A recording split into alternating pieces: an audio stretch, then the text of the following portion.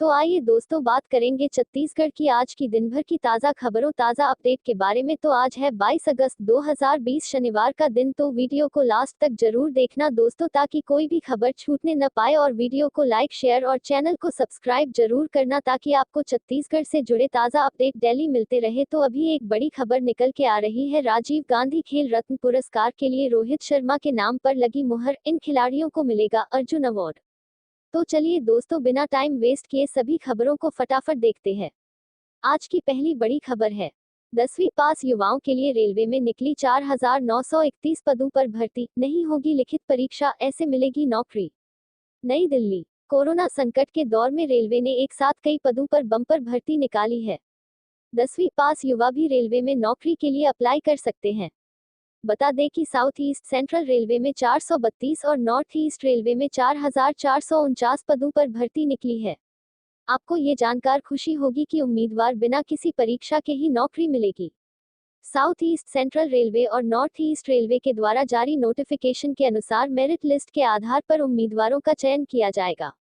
South east central railway (SECR) ने stenographer, fitter, electrician, wireman, electronic mechanic, RAC mechanic, welder, plumber, printer, carpenter, turner समेत विभिन्न ट्रेडों में apprentice के 432 पदों पर भर्ती निकाली है, जबकि नॉर्थ ईस्ट रेलवे में भी अलग अलग पदों पर भर्ती होगी। इस भर्ती के लिए आवेदन कर रहे युवाओं का किसी भी मान्यता प्राप्त संस्थान या बोर्ड से 10वीं की परीक्षा कम से कम 50% अंकों के साथ पास होना अनिवार्य है। साथ ही संबंधित ट्रेड से ITI भी होना चाहिए। साउथ ईस्ट सेंट्रल रेलवे के आधिकारिक नोटिफिकेशन के मुताबिक इच्छुक उम्मीदवार 30 अगस्त तक आवेदन कर सकते हैं। इसके अलावा जबकि नॉर्थ ईस्ट रेलवे में निकली 4,449 पदों पर आवेदन की तारीख 16 अगस्त से 15 सितंबर तक कर सकते हैं। साथ ही अगली खबर है दोस्तों, रायपुर एम्स में अगले 3 दिन नहीं होगी कोरोना की जांच, जानिए ये बड़ी वजह। रायपुर। छत्तीसगढ़ में कोरोना संक्रमित मरीजों की संख्या लगातार बढ़ रही है। इस बीच रायपुर एम्स से बड़ी खबर निकलकर सामने आई है। जानकारी के अनुसार अखिल भारतीय आयुर्विज्ञान संस्थान में अगले 3 दिन तक कोरोना की जांच नहीं होगी। दरअसल डिसइंफेक्शन के चलते कोरोना की जांच अगले 3 दिन तक नहीं करने का फैसला लिया गया है। डिसइंफेक्शन के बाद वापस कोरोना की जांच की जाएगी। वहीं अब अगले 3 दिन तक कोरोना सैंपल की जांच के लिए मेकाहारा भेजा जाएगा। बताते चले कि एम्स में रोजाना औसतन 900 सैंपल की जांच होती थी। गुरुवार को 1052 नए मरीजों के साथ प्रदेश में अब कुल संक्रमितों की संख्या 18,637 हो गई है। इनमें से 11,739 संक्रमित इलाज के बाद स्वस्थ हो चुके हैं और 6,726 लोगों का डॉक्टरों की निगरानी में उपचार जारी है। जबकि प्रदेश में 172 लोगों की कोरोना संक्रमण के चलते मौत हो चुकी है। आगे बढ़ते हैं, अगली खबर है, राजीव गांधी खेल रत्न पुरस्कार के लिए रोहित शर्मा के नाम पर लगी मुहर, इन खिलाड़ियों को मिलेगा अर्जुन अवार्ड। नई दिल्ली। इस साल राजीव गांधी खेल रत्न पुरस्कार से सम्मानित होने वाले खिलाड़ियों के नाम का आधिकारिक ऐलान कर दिया गया है। जारी सूची के अनुसार इस बार cricketer Rohit Sharma, para athlete Mariyappan Thangavelu, table tennis champion Manika Batra, पहलवान विनेश फोगट और हॉकी खिलाड़ी रानी को राजीव गांधी खेल रत्न पुरस्कार से सम्मानित किया जाएगा। बता दें कि रोहित राजीव गांधी खेल रत्न सम्मान पाने वाले भारत के चौथे क्रिकेटर होंगे। गौरतलब है कि खेल रत्न भारत के किसी नागरिक को दिया जाने वाला सर्वोच्च खेल सम्मान है। रोहित शर्मा से पहले सचिन तेंदुलकर 1997-98, MS धोनी 2007 और विराट कोहली 2018 को इस सम्मान से नवाजा जा चुका है। राष्ट्रीय खेल पुरस्कार के लिए 12 सदस्यीय चयन समिति ने सोमवार को द्रोणाचार्य और ध्यानचंद पुरस्कार के लिए नामों की सिफारिश की थी, जबकि मंगलवार को समिति ने राजीव गांधी खेल रत्न और अर्जुन पुरस्कार के नामों को तय कर लिया है। बता दें कि वनडे इंटरनेशनल क्रिकेट में 3 दोहरे शतक लगाने वाले रोहित शर्मा ने वर्ल्ड कप 2019 में भारत के लिए 5 शतक लगाए थे। इस तरह रोहित ने विश्व रिकॉर्ड बनाया था। हालांकि भारतीय टीम सेमीफाइनल में हारकर टूर्नामेंट से बाहर हो गई थी। इसके अलावा जब रोहित शर्मा की वापसी टेस्ट क्रिकेट में बतौर ओपनर हुई तो उन्होंने पहले ही मैच की दोनों पारियों में शतक लगाकर अपनी उपस्थिति दर्ज कराई थी। इसी बीच अगली खबर है, अब बस्तर विश्वविद्यालय जाना जाएगा शहीद महेंद्र कर्मा यूनिवर्सिटी के नाम से, मंत्रिमंडल की बैठक में प्रस्ताव पर लगी मुहर। रायपुर। भूपेश कैबिनेट की अहम बैठक में शुक्रवार को कई बड़े फैसले हुए हैं। करीब 4 घंटे चली बैठक में 33 अहम बिंदुओं पर फैसला लिया गया। राज्य कैबिनेट ने शुक्रवार को विधायकों व पूर्व विधायकों को बड़ी सौगात दी है।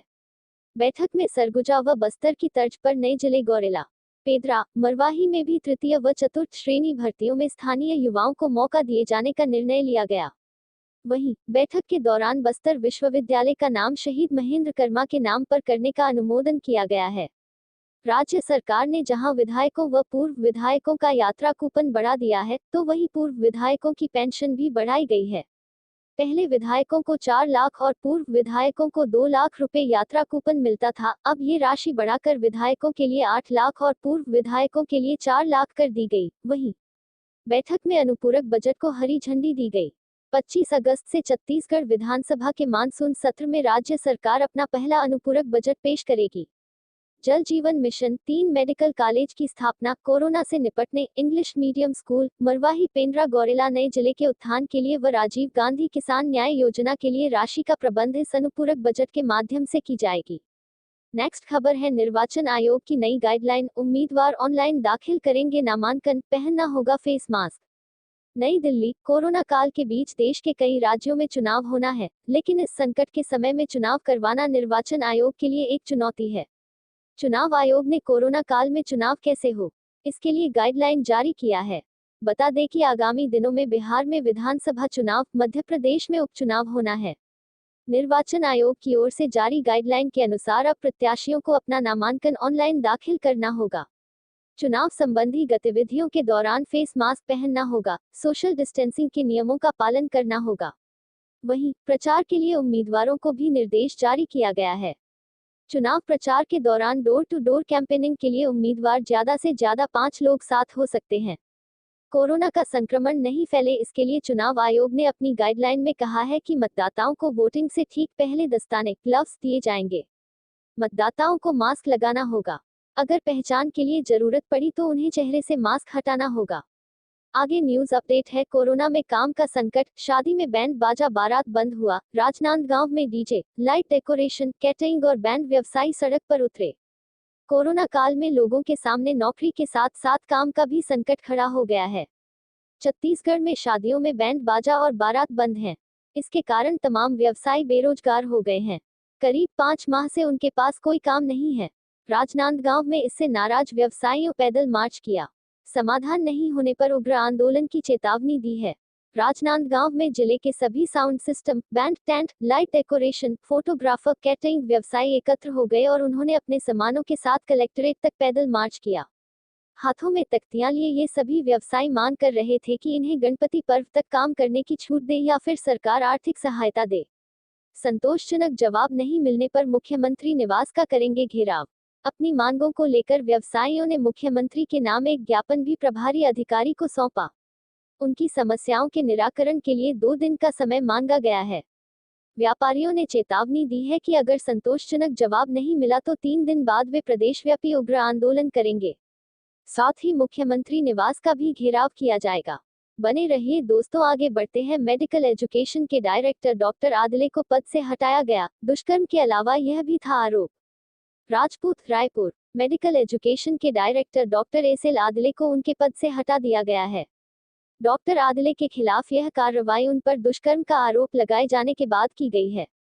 डीएमई के खिलाफ दुष्कर्म के आरोप के अलावा दवा खरीदी में गड़बड़ी का भी आरोप था।